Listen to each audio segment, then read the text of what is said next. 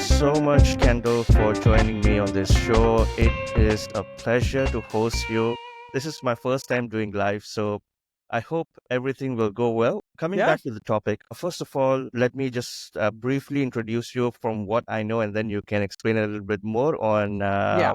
I'll fill your in the background. gaps. Yes, yes. So, what I know so far about you is that you have been ex-TV host, anchor, I believe, and you have also been podcasting yourself, and now you're working with Riverside on different levels. Can you elaborate a little bit more on that? Yeah, so actually, my background is that I was a television producer and reporter. So that was for MSNBC and for Bloomberg, and basically was reporting on the presidential campaign 2016 and helped interview all of the major presidential candidates, which was a really cool experience. And now I work as the community manager for Riverside.fm. And for anyone who doesn't know Riverside, we are a remote recording and editing platform. So basically, you can, no matter where you are, no matter if you have a studio or if you're just talking with somebody from another part of the world, you are able to log in, record in high quality, go live in high quality, like we're doing now. And you're able to edit in there, get transcripts. So a really cool end-to-end tool for creators. So it's a really exciting community to get to work with. So what I do is I lead the community there.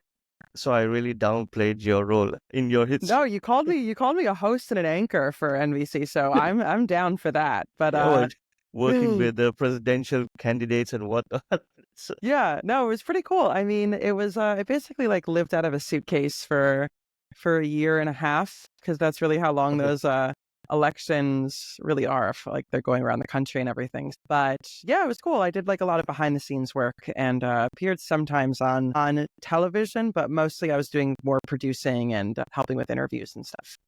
Actually, this is a really good point that you raised. I mean, the conversation, how it played out, because I believe that before, when you were working in a very, I would say, like high demanding position to a more conventional based position now, how has things actually changed?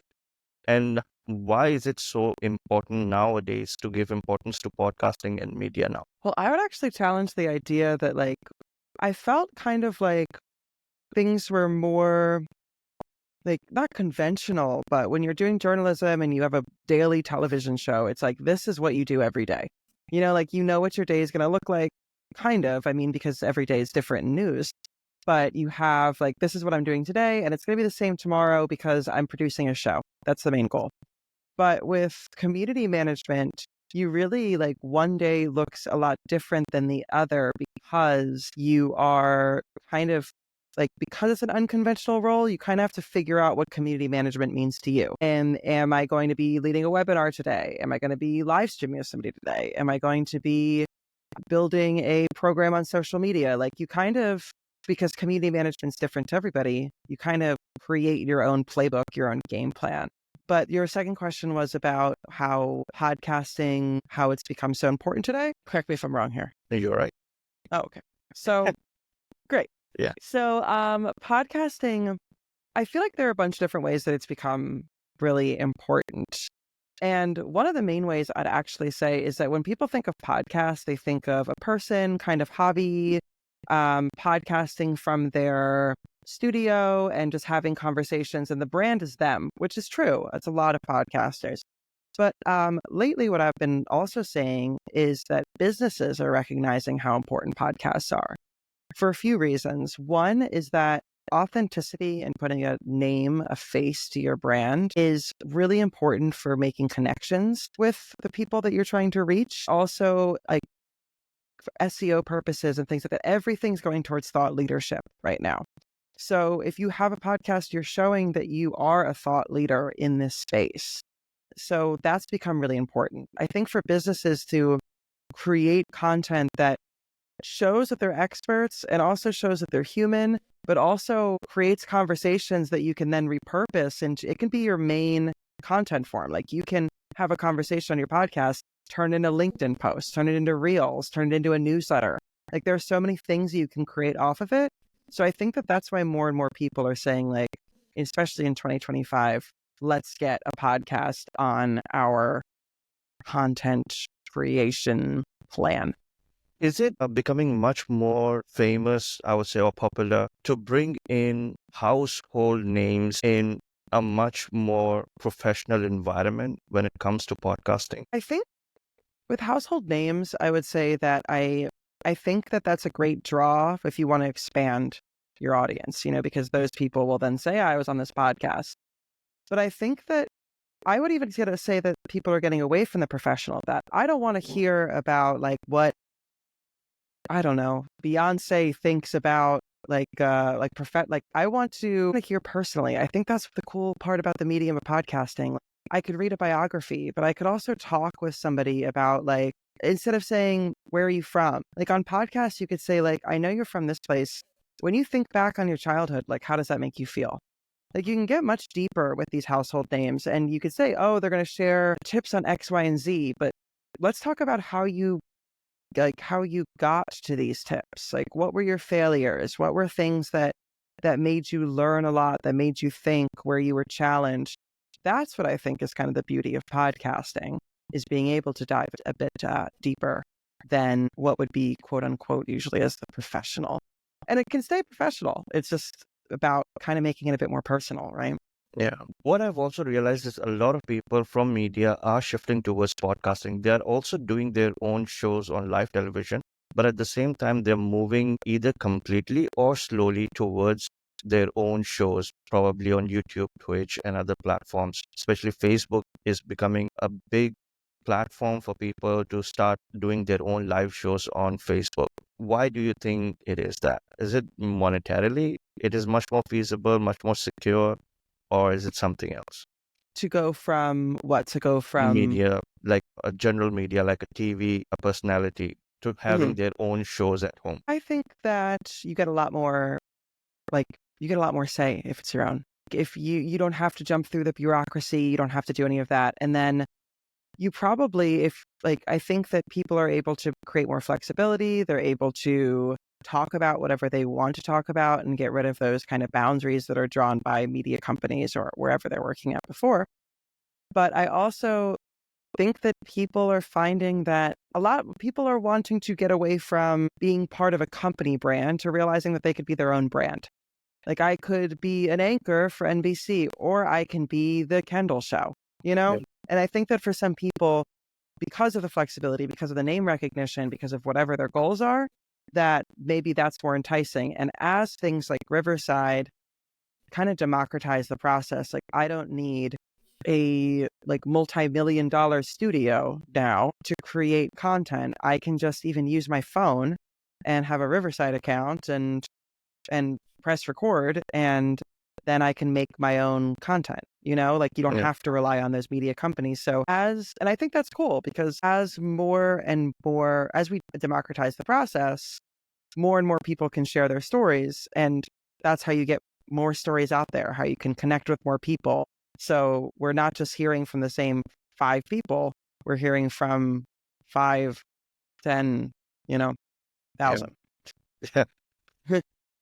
There's one thing people have always been confused about when it comes to a lot of new people coming in podcasting and a lot of famous people also jumping in the bandwagon of podcasting is the misconceptions about podcasters and the industry itself. And one of the things that I wanted to highlight over here was the topic that you just mentioned, is that more and more people are coming in. And there is a fear from a lot of people that, like there are already a lot of people who are podcasting about the same thing.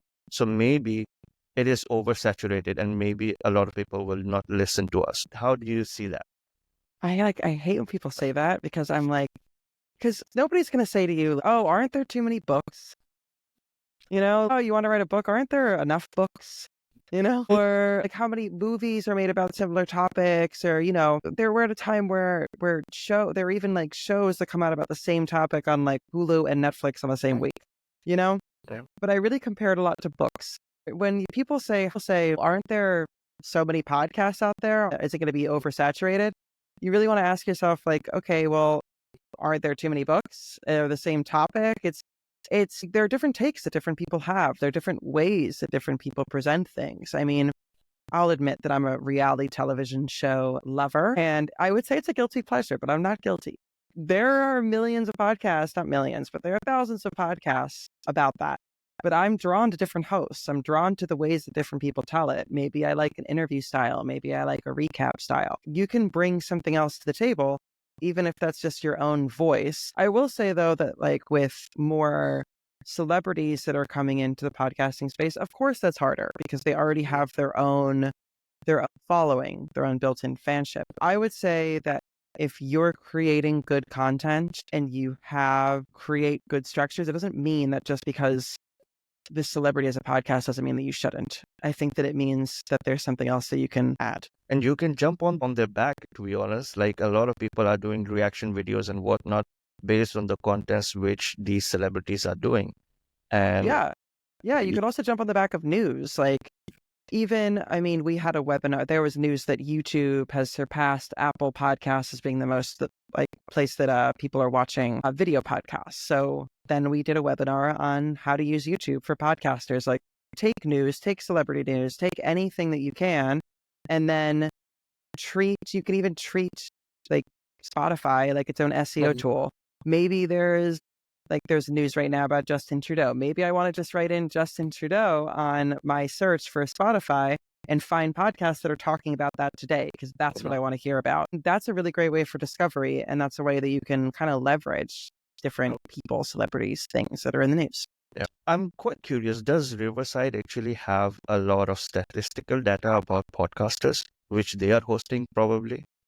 What would you say is statistical data? What do you mean? As in like how many people are doing podcasts about certain topics or certain maybe key areas which podcasters are more focused towards in creating contents. Like I know like Riverside is always asking people on how can they improve, right? I think most platforms do that. But how many people, how much giving advice or opinions that we want specifically this thing to improve our podcast more? So is there some sort of levels that, like, okay, this thing is becoming the new thing. People are demanding this thing more.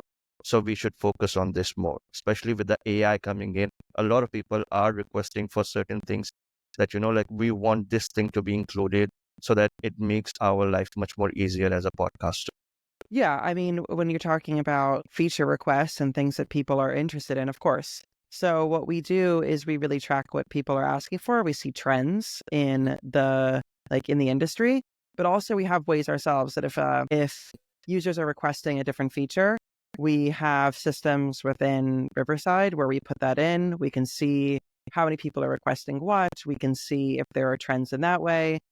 I, especially as community manager, am constantly talking with the product team about, hey, I'm seeing this trend where more people are requesting this, or did you see that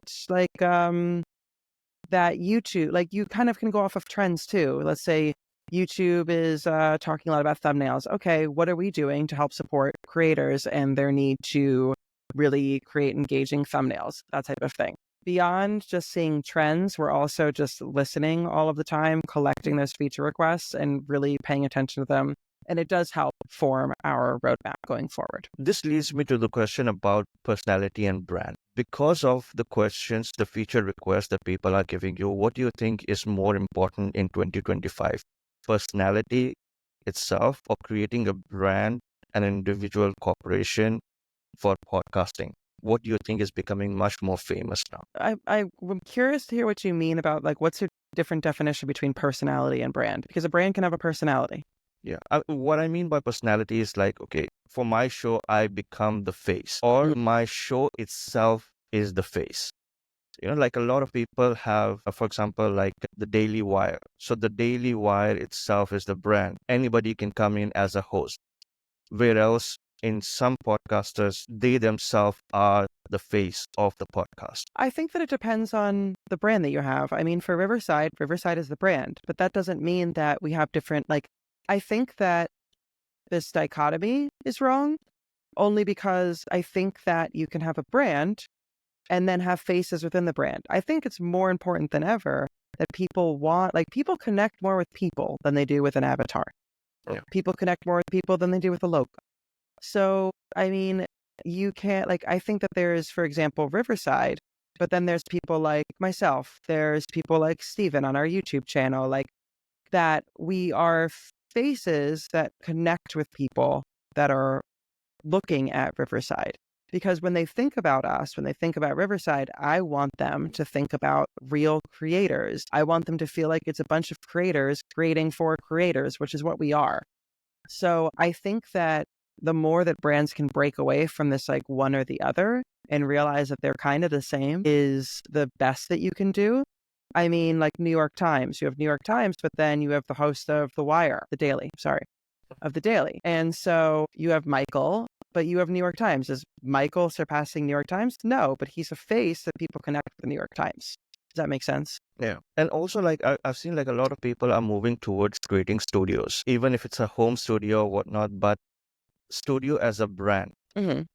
right? Yeah. So, and this is where I'm coming from. Like, a lot of people, they have like their own name on the channel, like the brand is their name. And Mhm. then there is all the artwork is their name. Everywhere you see, it will be their face, their own face, their image is the brand itself. And Yeah. then the studio itself is the brand. How do you see that shifting in 2025 or in the future? Do you think that people will still be resonating towards individual personalities? I think so. Absolutely. I think so. I mean, I think that as we move more online, there's more of a craving for individual people to connect with Yeah. people. You know, like as more and more that we move online, more and more that we honestly move towards AI, people want people, you know? Yeah. So I would say that as far as studios, I think that the way that people design their studios is important for how they want to come across. Like, I mean, right now we have like for mine, Riverside's colors are purple and black. So mine is purple and black, and we're redesigning our studio a bit. But I will say that like we like you want to create your studio that projects part of your Mm. brand. I call it light mode also versus dark mode. Is your content dark mode? Are you trying to be like kind of techie? Is your content light mode? Are you wanting to be in a white studio with plants everywhere? You know, like those are two different like roads that you can go down, and there are a ton of other roads. But I think that it's kind of like your bedroom, right? Like, Yeah. how does your bedroom show who you are? They say that good styling for your home is supposed to be that, like, the stuff that you put in your room is supposed to be kind of looks like the clothes that you put on your body because it reflects you. I'd say the same thing with studios and brand. And we got a question in the chat. Oh, yes. Yeah. Okay, let's see that. Yeah. As a creator, how do you handle negative feedback or criticism about your content? Interesting. Do you want to answer that or should I? Of course, We can you're the guest. Please. I would say that look, negative feedback is hard. I think that you have to be confident going into this. But you know, I understand why it can get people down, and especially right now in the world, it's like the comment section's terrible. But it can also be encouraging. I would say, like, I mean, best case scenario, you can use negative feedback to grow stronger. And I know that sounds cliche, but first of all, I think that again, as we crave people to people connections, I think the comments are kind of the opposite of that in the way that like you can reach out to these people and say, "Hey, I saw your comment. I'd love to know what you thought, how I can improve." Like, and maybe they might be rude. That's fine.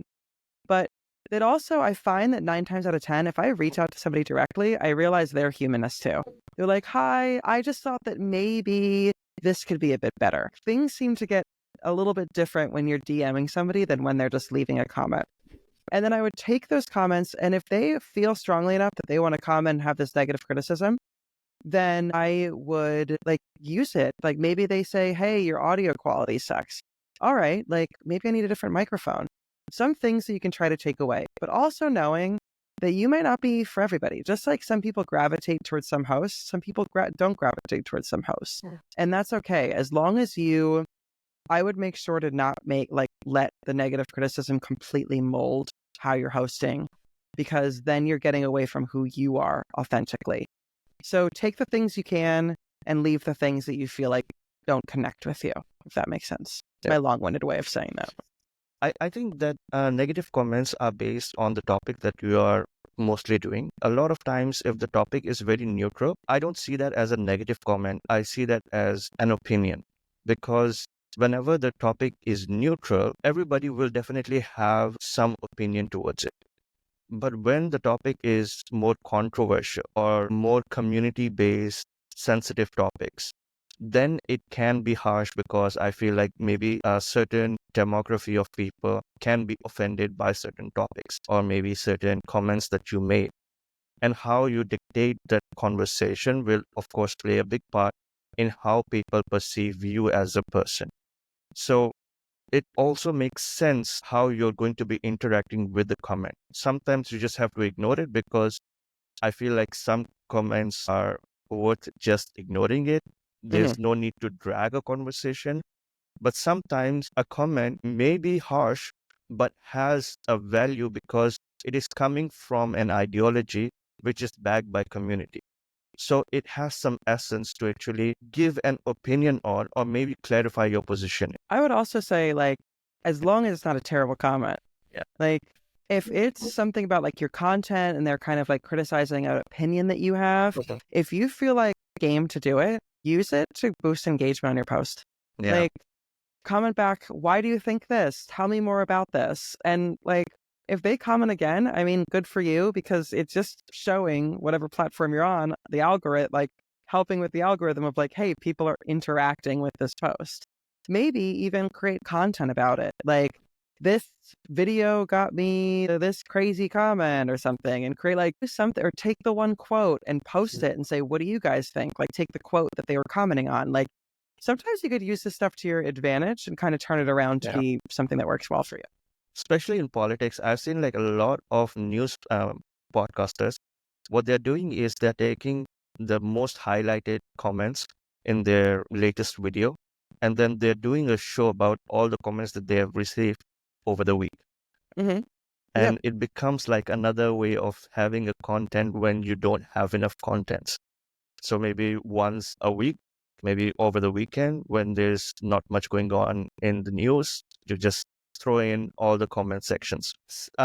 Okay, now coming back to the our contents, there was a lot of questions being raised when I posted um, our promotion poster, and everybody was asking me to ask, what are the new trends which are coming in 2025? What do you think? I What think, would be the new big thing? Sorry.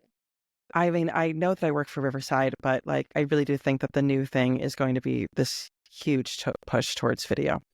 And it already started in 2024, but you could see it with Spotify. You can see it also with like LinkedIn, and saying that they're going to be video first. I think that the big trend is going to be having a video element to your show. Most of like biggest thing would be video element to a full show. But I think that for some people, it's intimidating to do a full video show. It's also time consuming, let's be honest. So I would say that what I would do first is, like, if you're doing something on something like Riverside, my nice plug, record the video and the audio, and then challenge yourself to make one or two clips from it, like from that conversation, just one or two clips. Great. And then I would say from there, you can challenge yourself some more. Like, okay, I made one or two clips. What else can I do out of this? Can I make a highlight reel? Can I make more clips? Can I make a graphic post out of this?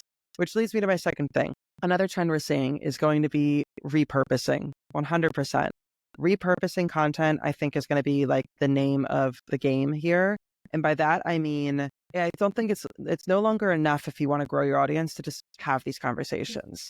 After you have the conversation, you can give so much more legs to it if you just take your transcript and put it in ChatGPT and say, create a content plan out of this.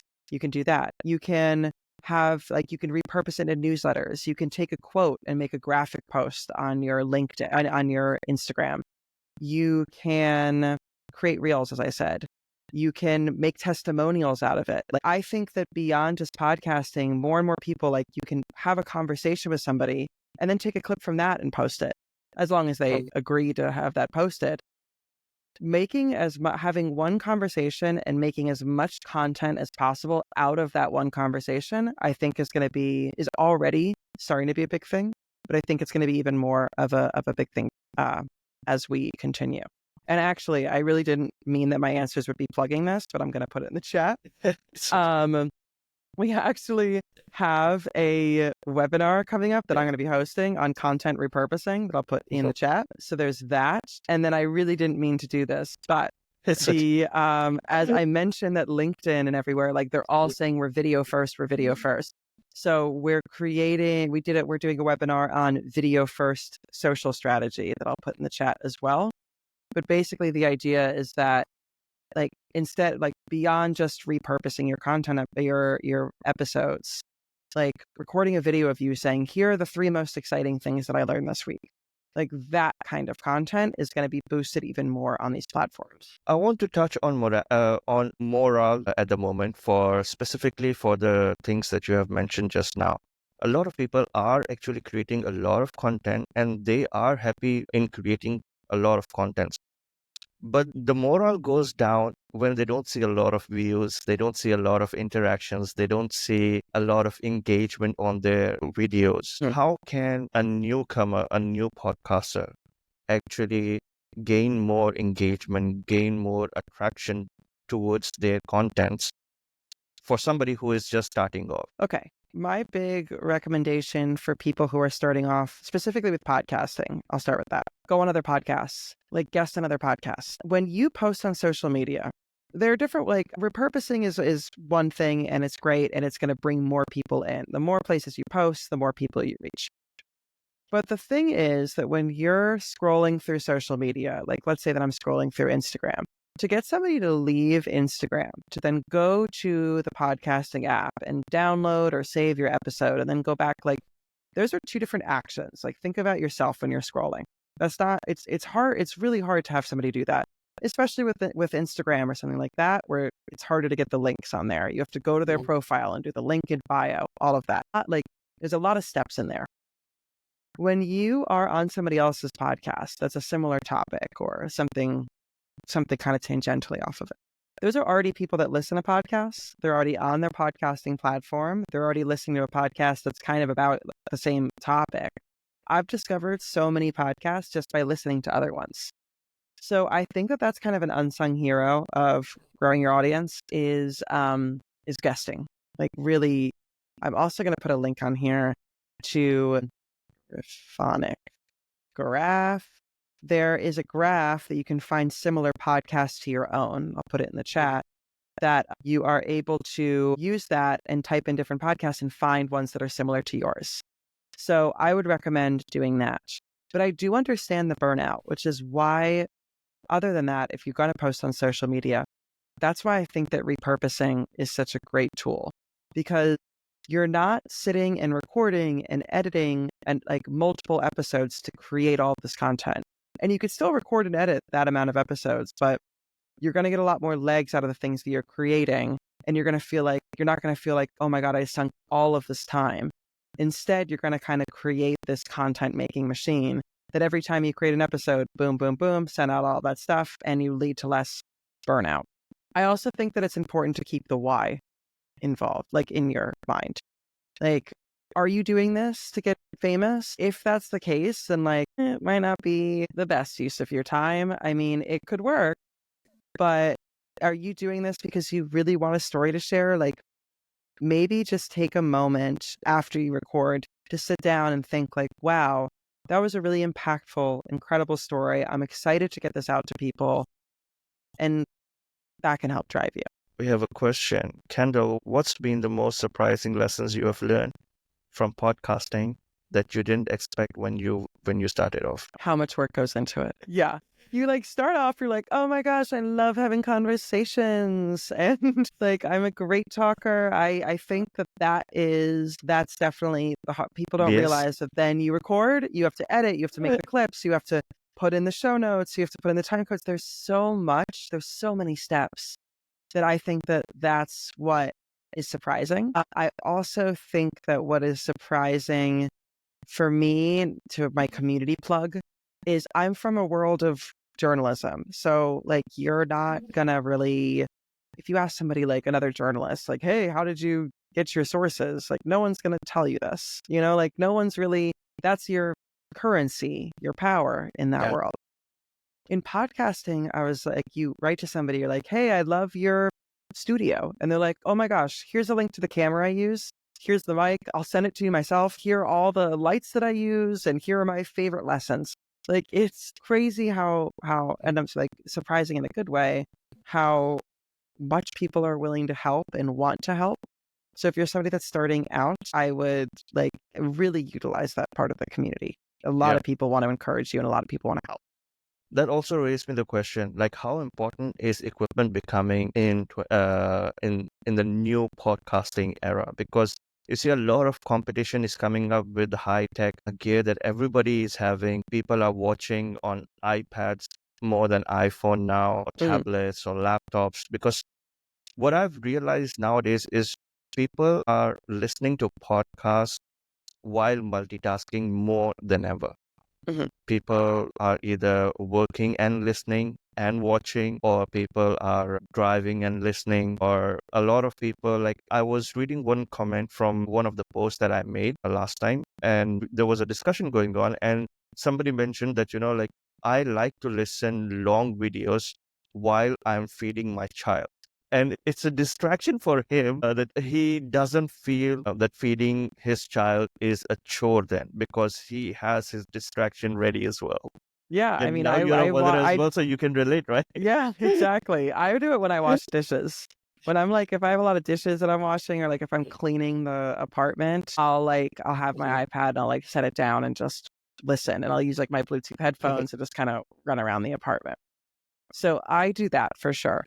So equipment, yeah. Equipment's like important, I would say. Main thing is good mic. I've listened to podcasts where I've stopped listening because it sounds bad. Like I want it to feel good in my ears. So I think that a mic is important, but I will also say that like that doesn't mean you need to spend $1 million on your mic. Audio Technica ATR 2100X is a really, let me see if I can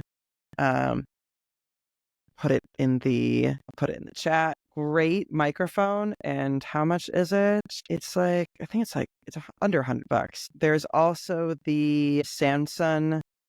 Yeah, that's quite famous for most podcasters. Yeah, and it's like $69. Not to say that that's like, oh my gosh, the cheapest thing in the world, but it's not like the amount that you think that, oh my gosh, I'm going to spend so much money on a mic. So there's that. Equipment is important. Microphone. Camera, also important if you're doing a video podcast.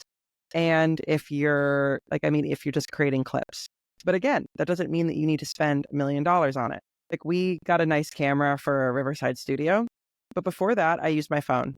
Like I have a Mac and I have an iPhone, and I use Continuity Cam, and I can connect it in Riverside, and basically like use the back camera on your phone, like because it's better than the selfie camera.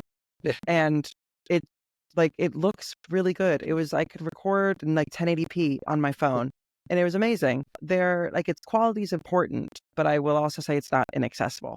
And of course, in a Riverside studio. And light. Yes, lighting. Yeah. Yes. Yeah.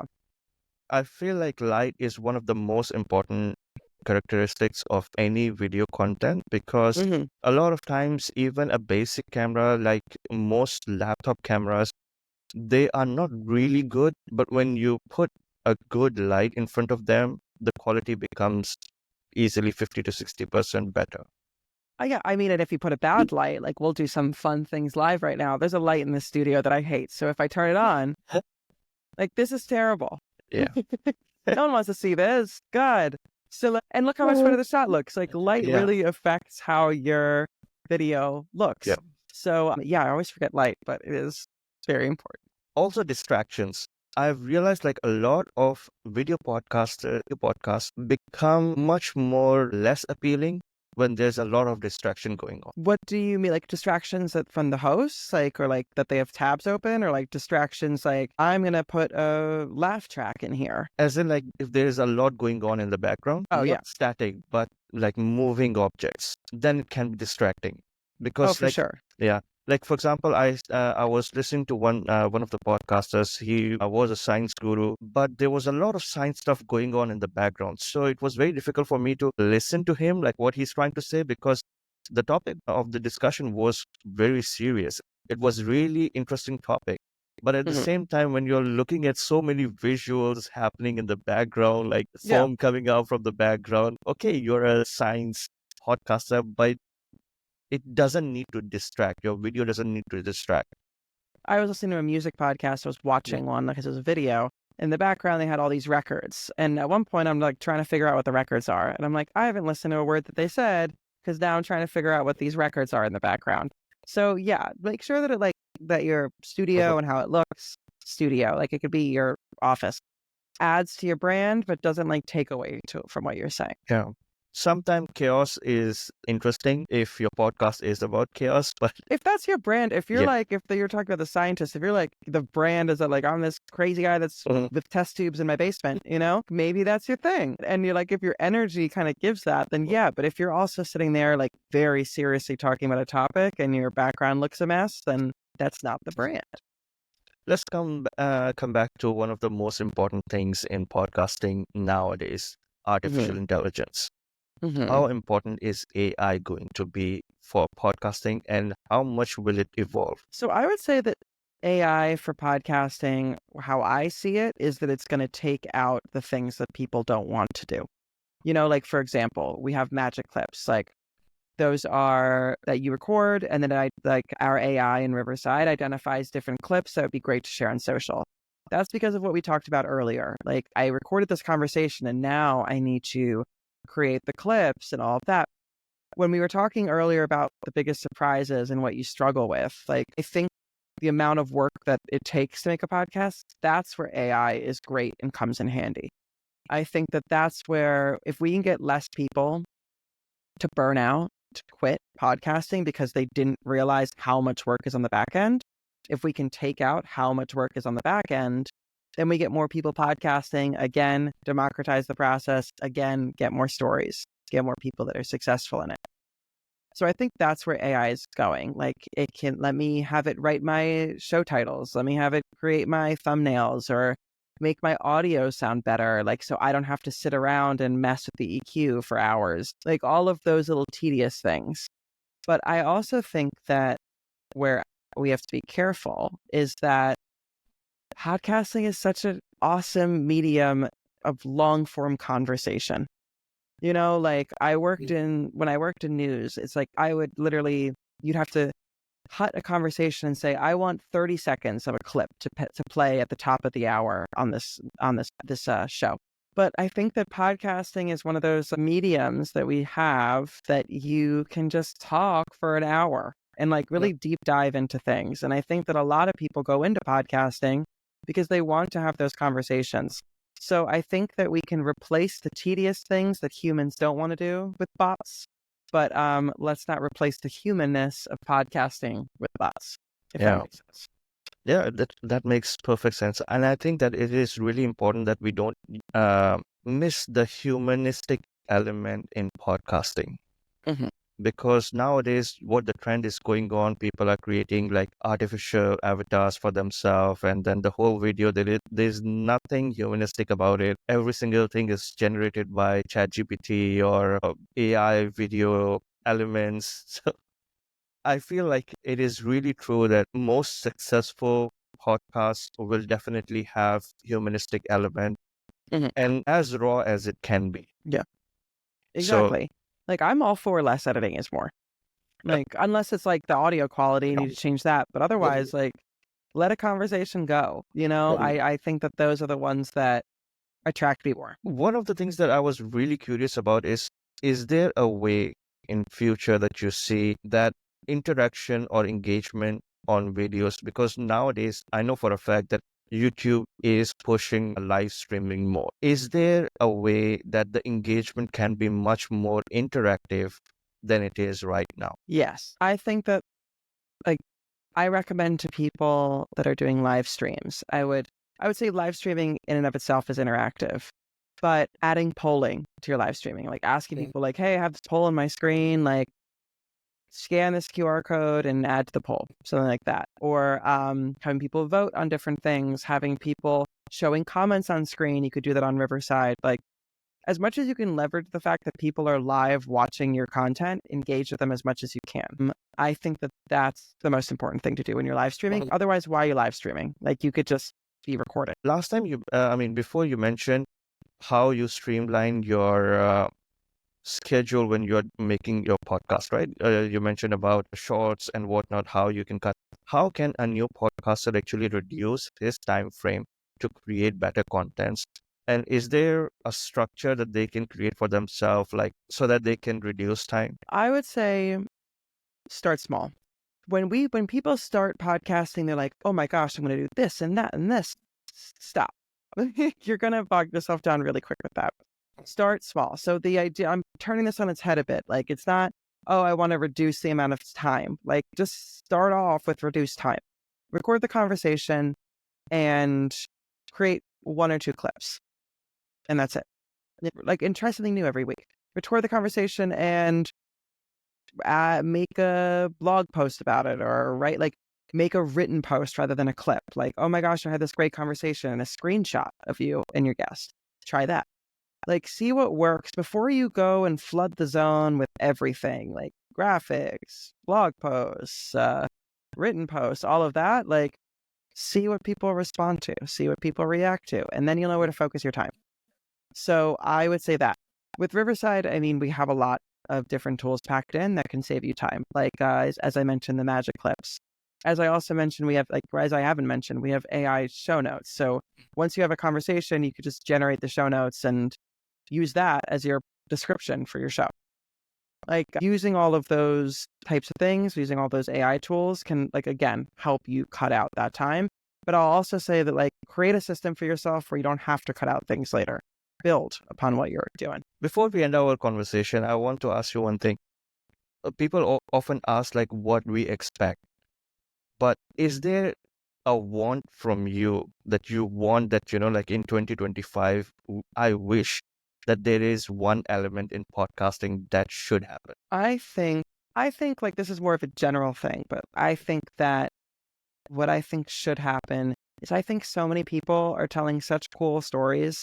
And I think that what should happen is that I would love for platforms like Spotify and Apple Podcasts and YouTube to really boost the things that smaller creators are creating. Like, when I go on my site, Apple Podcast page, and see, I don't want to just see the top podcasts with all the celebrities that are doing it. Like, I want to discover new ones that are from independent creators. So I would like to see from this podcasting world a celebration of more independent podcasters to help them grow. What about the top charts and whatnot? I know that a lot of communities have built up their own awards for podcasters, like small podcasters, and they don't highlight any big podcasters. And there's a big community of podcasters, especially in USA. The community is huge and quite interactive, and they host a lot of events as well. Can they do something to build up something for upcoming podcasters to give them some platform? Yes, they can. I think that people are. I think that a lot of we had a webinar with the Podcast Awards, and they have different categories with just indie podcasters, and it's people that are doing it themselves. So I think that people are moving towards that. I'd just like to see more of it. Yeah. All right. Thank you so much, Kendall. I really appreciate your time, and it was a really interesting conversation with you. And I hope we can do this again. And Yeah. I will have more questions for you, probably on a different topic other than podcasting as well. Awesome. I'm excited to do it. Thank All you right. so much, Kendall. Thank you. And have a nice day.